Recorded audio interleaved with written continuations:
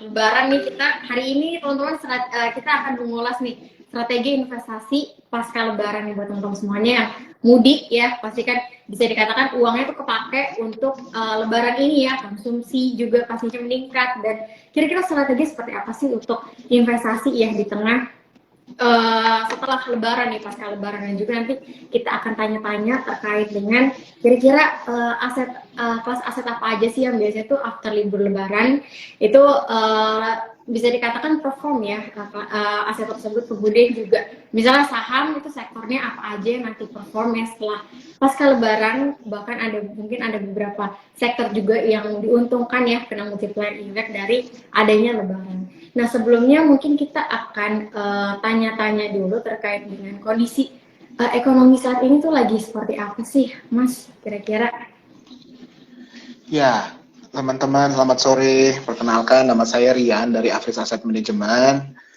Tadi Mbak Rati sudah sampaikan juga ya, topik kita hari ini membahas kondisi investasi pasca Lebaran. Nah, terkait pertanyaan Mbak Rati tadi pertama, kondisi ekonomi domestik kita seperti apa? Nah, kalau menurut pandangan dari Afris Asset Management sendiri, tahun 2023 ini sebenarnya makroekonomi Indonesia cukup baik. Karena apa? PDB kita diperkirakan dapat tumbuh 4,9% tahun ini dengan inflasi yang terkendali sekitar level 4%.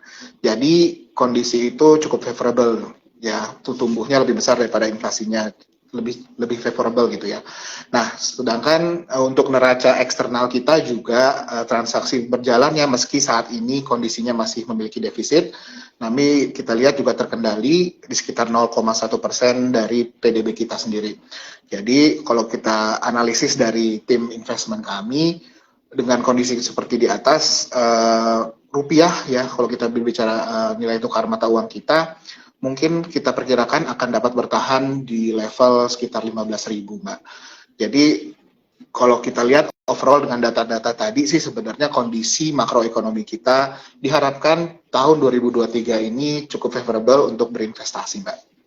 Baik, Mas Rian, tadi udah dijelaskan terkait dengan kondisi makro secara domestik ya, dan mungkin kita nggak afdol kalau misalnya nggak bahas terkait dengan makro secara global nih. Kira-kira kalau kita lihat negara mitra dagang terbesar kita seperti China, kemudian juga ada US, nah kira-kira tuh saat ini kondisinya lagi seperti apa sih, Mas? Apakah lagi baik-baik saja? Apakah lagi worry nih terkait dengan mereka punya inflasi yang masih tinggi, kemudian juga mereka juga menetapkan kebijakan moneter itu kena suku bunga yang juga tinggi. Nah, kira-kira kondisi mitra dagang kita tuh seperti apa sih? Mungkin bisa Mas Rian jelaskan nih, kira-kira view-nya seperti apa? Ya, kalau untuk dari sisi global sendiri, kita lihat dari ada dua sisi ya. Yang pertama dari Amerika dan juga Eropa.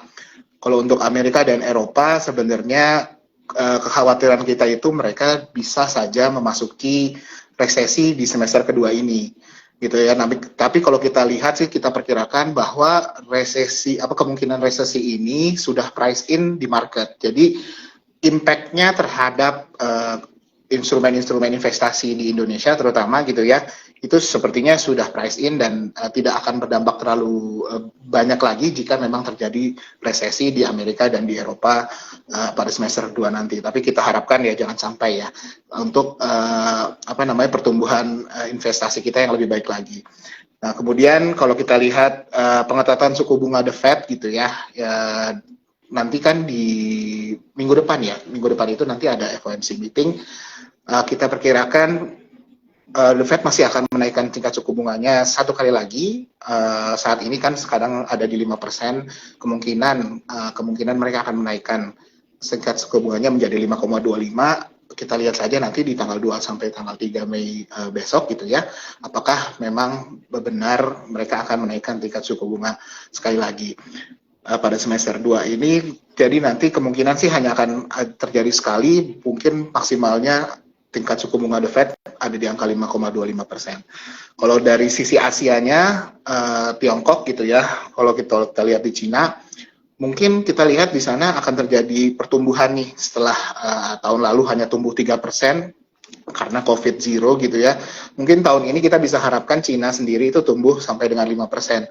Nah, jadi meski ada satu sisi di Eropa dan juga di Amerika itu kemungkinan terjadi resesi, kita bisa berharap partner bisnis kita lainnya seperti Cina itu bisa mensupport pertumbuhan ekonomi kita juga, karena kalau kita lihat memang kayaknya bisnis kita juga ke Cina cukup banyak ya Mbak ya. Jadi seperti itu. Jadi ada satu sisi yang kemungkinannya cukup mengkhawatirkan, tapi di satu sisi lain di Asia juga ada partner bisnis kita juga yang memiliki prospek yang cukup bagus juga Mbak.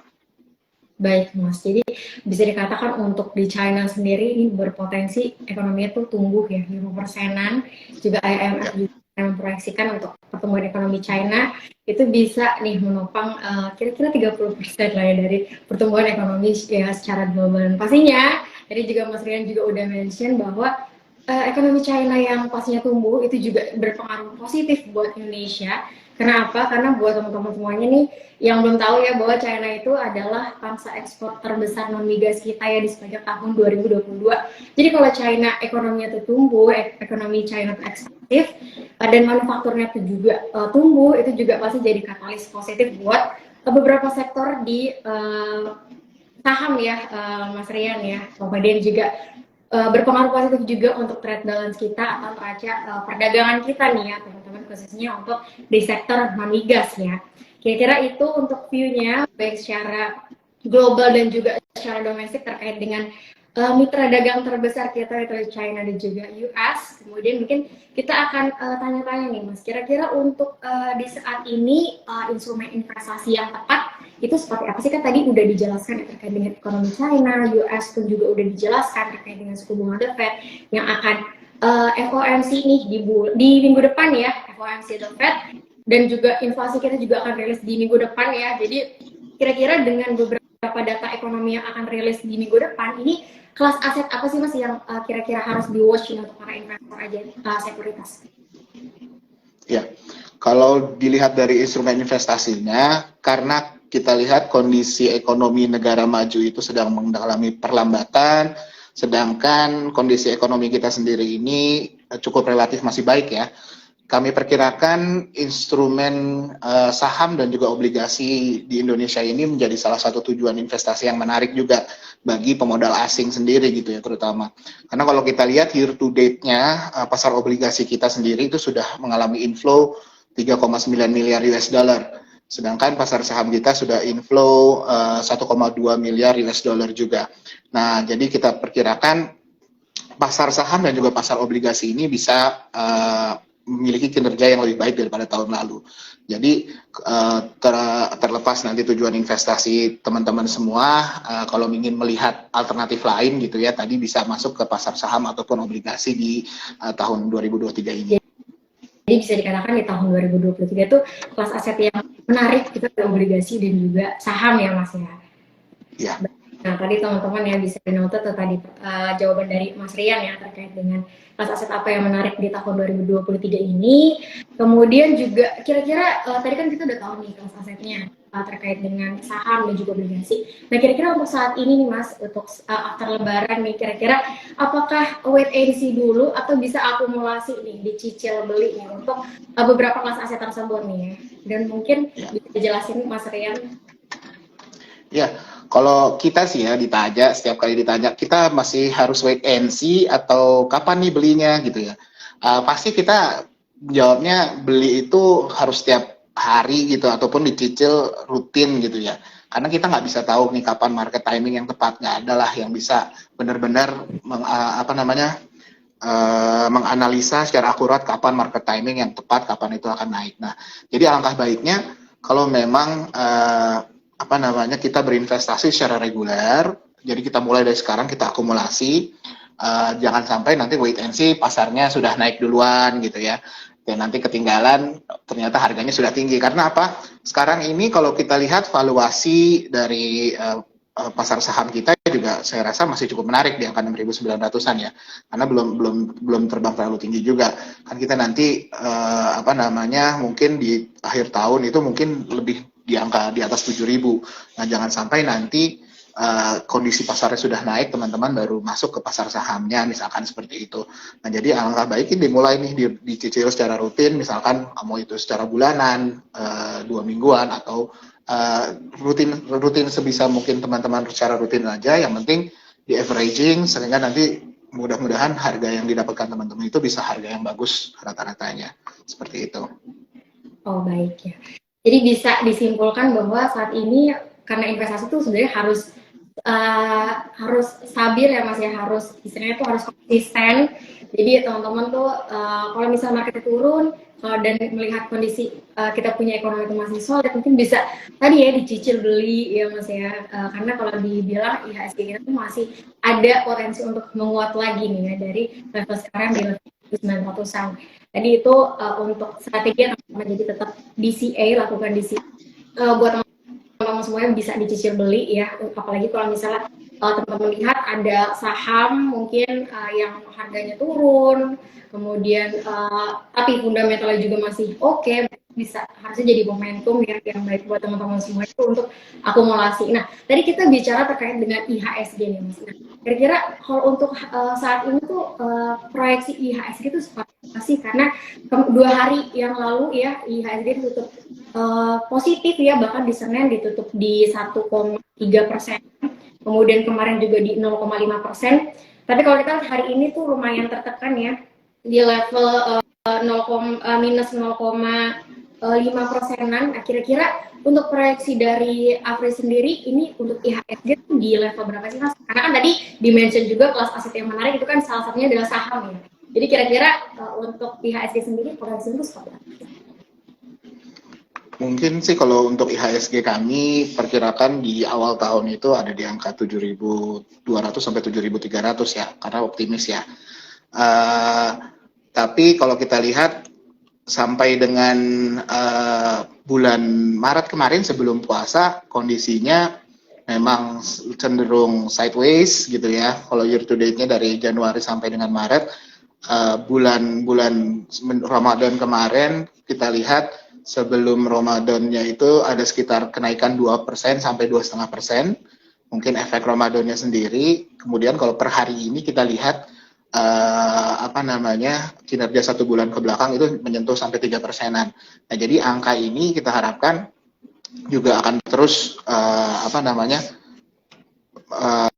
efeknya akan terus sampai dengan akhir tahun gitu ya, kenaikannya nggak hanya sampai dengan efek-efek Ramadan saja, dengan kondisi-kondisi yang tadi sudah saya sebutkan juga yang semakin favorable juga bagi pasar saham kita.